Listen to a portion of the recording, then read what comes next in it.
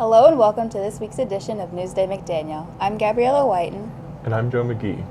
Our top story this week: President Joe Biden has promised up to $20,000 in loan relief for low-income students who receive a Pell Grant or have a lower annual income of $125,000. A senior at McDaniel and recipient of the Pell Grant, Abby Gonzalez, exclaims, "This program will ease the burden of having to pay back these loans, reducing the stress I could feel from having these loans hanging over my head." Students without a Pell Grant are eligible for up to $10,000 in relief. Non-recipient of the Pell Grant and senior at McDaniel, Brandon Harris, says $10,000 is still $10,000. If the gift was $1,000, I would still take it. Every penny that I or someone in my corner isn't paying for is a plus in my book. Dr. Julia Jaskin, president of McDaniel College, remarks college affordability is critical to strong workforce development and an educated citizenry. I hope the Biden administration will seriously consider future steps to reduce the financial burden of college for existing and future students. More information on student loan relief can be found at studentaid.gov. During the first few weeks of class, technology problems among students are common. Help desk assistant Damian Knight says that the most common problem among students are forgotten passwords, assistance with getting onto Blackboard, or just navigating McDaniel sites in general. However, these navigation problems seem to extend to the professors as well. Chair of Communication and Cinema Department Richard Brett says that the passwords on the computers in a lab I use have been changed without my knowledge. Knight notes that besides these issues, dated technology in the classrooms has also been a problem. It's been a lot of projectors, he says. Professor Brent corroborates this by stating that he had a bulb burnout in a video projector right before class. He had also had issues besides projectors, stating that the new computers in a lab I teach and required different type of adapter than they had the previous semester, and the electronic lock on the door to the TV station failed the first week of classes. Brett made sure to mention that the IT did a great job providing swift support to these issues. If you would rather skip winter, hop onto a plane to the Bahamas with the marine biology troupe. But if Europe is more for you, travel to Ireland and England for theater tour, or perhaps just stay in Ireland, Dublin, and Belfast for political science. Travel even further and head to Greece for myths, monks, and monuments. Brooke Boyland, a senior at McDaniel, is planning to travel to Greece this winter. States that she had previously gone abroad to Spain and Morocco and would 100% do it again. Brooke Hain, the Associate Director of International and Off-Campus Programs, states that all courses are recurring Jan-term study abroad opportunities besides political science in Dublin and Belfast in Ireland, which is new this year. Dr. Christiana Nichols-Leahy, also a professor of many political science classes at McDaniel, will be leading this new trip.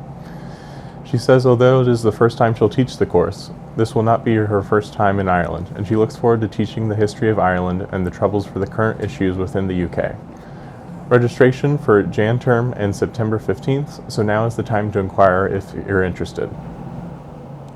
The Virtual Job and Internship Fair is an upcoming event that is working to help students to gain more insight and find opportunities related to their majors.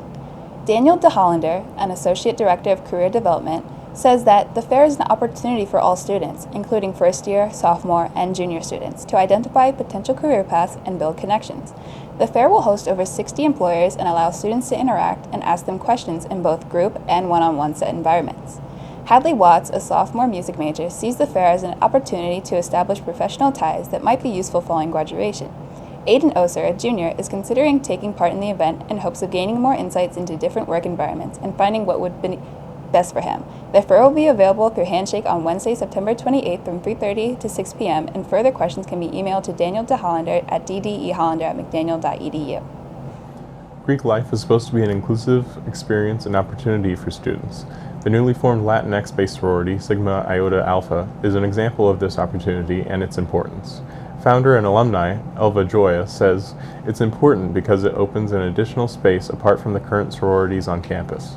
Although it is Latinx-based, it is not Latinx exclusive. Sydney Rivera, current member and founder, says, "This organization gives additional support for women of color in all aspects because we are often overlooked, but with Sigma Iota Alpha we can be noticed and keep our individuality." Estefania Garcia Torres, president of the organization, says, "Having a Latinx sorority at McDaniel is a wonderful opportunity to create a sisterhood where we support and stand in solidarity with each other and allows Latinx women to have a safe space to talk about social issues we are facing."